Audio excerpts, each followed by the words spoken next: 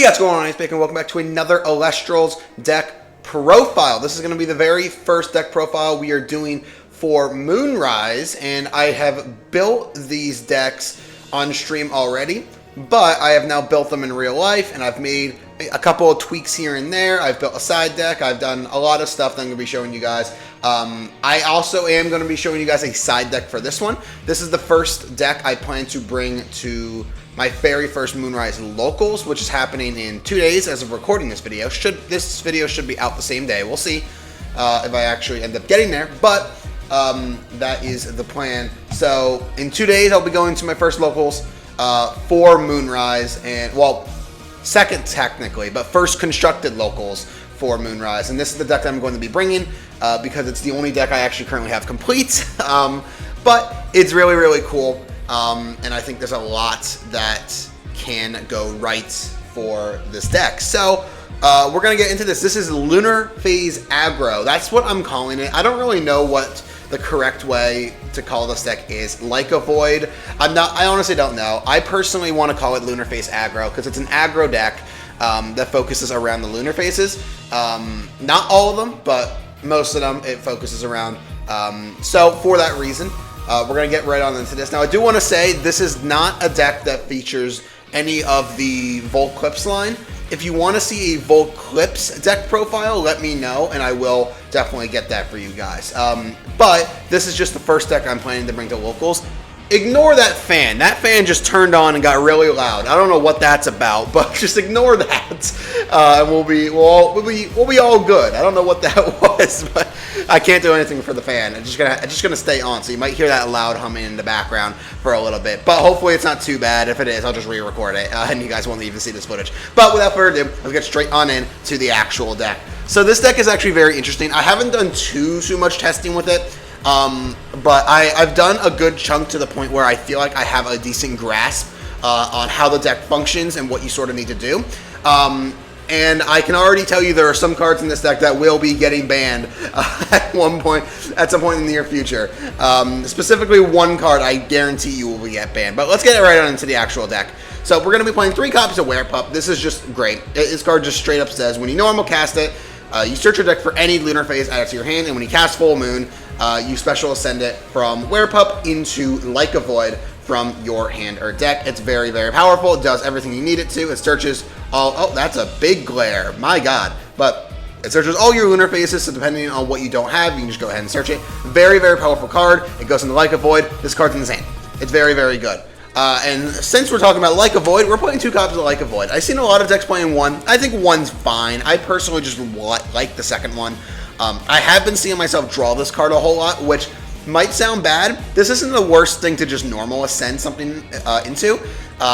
It's not bad by any means. If you wait until you cast Full Moon, then ascend it, then you're in a much better place. But 2 copies of Lycavoid. If you want, cut it down to 1. But very good. I didn't even read its effect here. Let me give you guys its effect. So it deals piercing damage, and if you cast Full Moon this turn, it's unaffected by counter runes for the rest of the turn. So very, very powerful card, and it just does so much. Next up, we are playing some non-lunar phase stuff, but more aggro stuff. 3 copies of Gnawbie. I did not realize how powerful this entire Ascension line was. Oh my God, Gnawbie into Doppelgator is one of the best things I've ever seen. It's better than the Cryovern line because it just does so much more. And we'll get into what exactly you need to do in order to deal with this. But Gnawbie, when it receives a lunar, you can make every single Elestral that is not lunar or solar enchanted. You can give them all a -2 attack until the end phase, and if it destroys an Elestral in battle, you special cast it into a Doppelgator, of which we are playing the 1 copy of Doppelgator, a 5/4 that just has the continuous effect that Elestrals that are not lunar or solar enchanted get -1 attack for each lunar enchanting this card, which gives it at base -2. If you cast Full Moon into it, it would be -4. And we're not playing Fulgorix. We just have the 1 copy of Doppelgator in the main deck, and it's just a big beater that is also shrinking all of our opponent's stuff. It's very, very powerful. It does so much. Very, very powerful card is the Doppelgator line.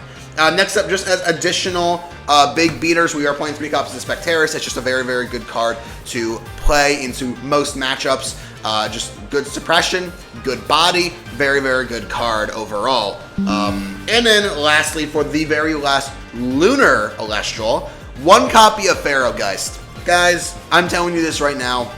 This card is getting banned. This card is not lasting another format. It is, if this card sticks to the field, your opponent is going to, if you cast this card and your opponent doesn't have an immediate answer, you're winning that game right then and there. Even if they don't have an answer, because think about it like this. You cast this guy, either you're getting in for a big amount of damage of 3 because they don't have any guys on board, or you cast this and you just deal with one of their guys, and in the very next turn they have to waste removal on it. Say they have an Earthquake in hand. Not only did you deal with their guy, they also have to pay 3 to deal with this. This is an unbelievable card, and it got limited. I'm telling you, this card will be banned. Pharogeist will not be living another format. I would be honestly shocked if it does. But that's it for the Lunars. Moving on, we have 3 copies of Astrabbit. It's just it's the boy, it's the rabbit, it's good old rabbit. We love rabbit. And also 2 copies of Jolten. We are playing the full moon stuff, so we would like to get a bit of an extra stat buff with that. So we're looking to actually turn Jolten into a bunch of pluses with the Temple of the Moon. So that's why we're playing Jolten in this slot. So that's going to be it for the Elestrals. Let's get into the runes. And very first one, 2 copies of Temple of the Moon. Obviously, I already kind of alluded to it, but you're playing Temple of the Moon as your search target for Jolten. Very, very powerful card. We're playing the full moon stuff, so it just gives all your guys. It just makes this card basically says full moon gives your guy +2/+2, and that's just insane. Speaking of full moon, we're playing 3 copies of it. This card's insane. This card is unbelievable. It's insane just how they printed a card like this. You just enchant two lunar to your field, to an Elestral on your field, and if it's discarded by another, by another lunar phase, you can foretell 3. It's insane. This card is crazy, crazy powerful. Does so much for the deck. And is the main search target. However, those are not the only Lunar Phases we are playing. We are also playing 2 copies of Lunar Phase New Moon. So New Moon's a little interesting because you do have to discard a Lunar Phase in order to get its destruction effect. But we are playing a good chunk of Lunar Phases to the point where I feel like that is going to be something that you have in your hand at a pretty decent chunk of time. It's just decent removal, and I like it for that. We're also playing 2 copies of Waning Crescent. Waning Crescent is just the Lunar Phase Ambrosia. It just heals you to Lunar and is very, very powerful. Also has the effect where it's discarded by another Lunar Phase, you can draw a card and discard a card. So it can just help you like cycle some stuff. So it's very, very powerful for that. Next up, for some of the generic stuff, 3 copies of Ambrosia. That's just kind of obvious, 3 Gorgons, 3 PTA, 2 Tsunami, and 2 Altar of Stars to round out the deck. So I'm going to explain some of this. We're playing 2 Tsunami, just in case our opponent's on water. We don't want to have too much Tsunami. So I think just 2 is totally fine, and it hasn't really come up super much. I will tell you, we are side decking the 3rd copy of Tsunami. So that's something to know. And then the 2 Altar. We're not playing Shield in this deck. I personally just don't think Shield's that good of a card anymore, especially since Pharogeist is running around. It costs too much in my opinion. And Altar, I think, is just an overall much better card. It only costs 1. It's a good defensive tool. It helps you Nexus. There's a lot of different stuff that you can do with Altar in this deck. And the reason why I feel like you might be questioning, this is the end of the deck, well, where's your Nexus Bank? Full Moon is the Nexus Bank. You can just cast Full Moon. Boom, you have now spirits in your field that you can Nexus with. So that's just very, very powerful. I really like Altar in this deck. And that's it for the main deck. Before we get into the side deck, let me just get into the Spirit deck real quick so you guys can sort of see exactly what we're doing. So for the Lunars, 1, 2, 3, 4, 5, 6, 7, 8, 9, 10, 11 Lunar Spirits, 11 Owlunes. I think this is a very, very good chunk. I would honestly play a little bit more if it wasn't for the fact that the Spirit deck requires us to play so many different elements. I just feel like it's somewhat too tight. We're playing then 1, 2, 3, 4 copies of Zaptor. Might seem like a little much. It will make more sense when we get into the side deck, but 4 Zaptor. Then we're playing 1, 2 copies of Leviaphin, 1, 2 copies of Teratlas. I will tell you this right now, we are side decking the Earthquake, so that's why we're playing 2 of this. And then 1 copy of Luminape for the Pharogeist specifically. I will also say, you can technically side deck the Teratlas if you want to, but I personally don't really think you need to. I think for the most part, all you just basically do is the first time you would ever take damage, you just get rid of your Teratlas. Boom, done. That's just what you do. Because if you're in game 1, we're not main decking Earthquake, but we are side decking it. So just getting rid of your Teratlases, they don't do anything else. So I just think they're good fodder for game 1. And for games 2 and 3, you might end up siding them in. We are also playing a bunch of spirits, so if you don't end up siding in the Earthquakes, then you can just side out the spirits as well. But let's get into the side deck. So the 4 Zaptor is going to make a lot more sense when you see this. 2 copies of Hurricane. Yep, we are playing Hurricane. This is going to be one of the best side deck cards we've ever seen. Everybody's going to be side decking this card. I think it's very safe to say. Destroys all face down runes. Just insane. Just absolutely insane value. Does so much. It just does a ton. It can help you out immensely. Very, very good card. The next up is a card that I actually was thinking about before Moonrise came out. I was actually even thinking about this card in Daybreak, but I didn't end up seeing really that much play. But I think now with Hurricane legal, this actually is a card that we'll be seeing a ton of side deck play. And that's 3 copies of Divine Blessing. Shout outs to Bean Soldier for in the Poison Nectar Monthly bringing 3 copies of Divine Blessing to his side deck to show off the power of this card.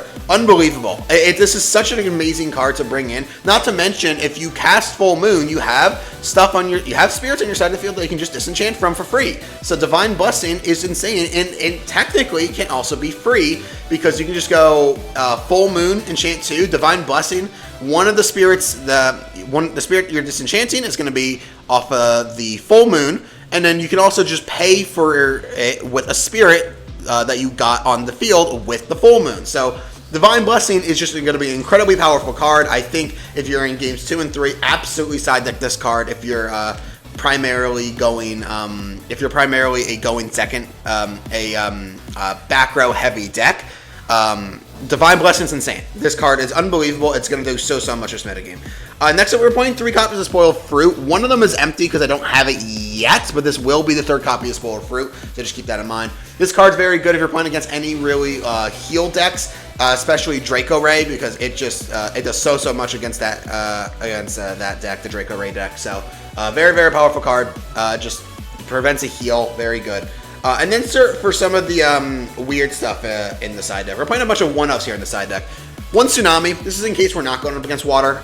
If we see we're not going up against any water deck, then Tsunami is just a very, very powerful card to bring in as that 3rd copy because, you know, it is Tsunami. Tsunami is just insane. 1 copy of Resting on Your Laurels, just for additional removal. I mentioned it before, the 1 copy of Earthquake.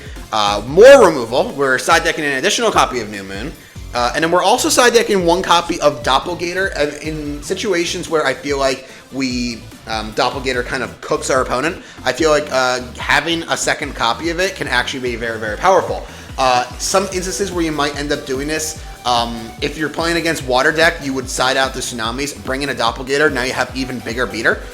So that's like very powerful. That's one example. If you're playing against any deck that's not Lunar or Solar, this is just a very, very powerful card to bring into that matchup. Just solely due to the fact that it does give you that insane stat minus, which is just crazy. It's unbelievable that this card can do stuff like that. I would also, even depending on the matchup, if your opponent really needs like high attack guys, honestly, side out a Lycavoid in favor of a Doppelgator and then go basically full Doppelgator control. It's insane. This card can do so much, and I like siding the 2nd copy of it. I really feel like you only need 1 in the main, but siding a 2nd copy of it just to have a backup in case the 1st one gets outed somehow, that's very, very powerful. Next up, we also have 2 spirits, 1 Lycaris and 1 Leviaphin. The Leviaphin is for mostly just the Hurricane, but if you do end up siding in the additional copy of Tsunami, it can potentially come up. But for the most part, we are just side decking the Leviaphin for that reason, and Lycaris for the exact same reason. We didn't play a single Lycaris in the main. We are simply siding Lycaris in instances where we do bring in a copy, or 2 copies of Hurricane. We realistically are only going to need to activate it once, so just having 1 copy of Lycaris in there is just going to be very, very powerful. But that's it for the deck. Guys, I'm telling you this right now, not only is this deck super fun, it's super interesting, it does so much, it's a very, very cool deck, but I will reiterate this because I think it needs to be said once again. Say goodbye to good old Pharogeist. Pharogeist will be missed. because, oh my god, this card's insane. This card is just ridiculous. But guys, that is going to do it for this video. If there's any more deck profiles you want to see, again, I mentioned the Lycavoid, not Lycavoid, the, what's it called? The Volclipse deck. If you want to see the Volclipse deck in action using all of the lunar phases, let me know in the comments. But for now, that's going to do it for this video. Hope you guys did enjoy. If you did, make sure you slap the like button and subscribe for more. Hope to see all you guys in the next video. Goodbye.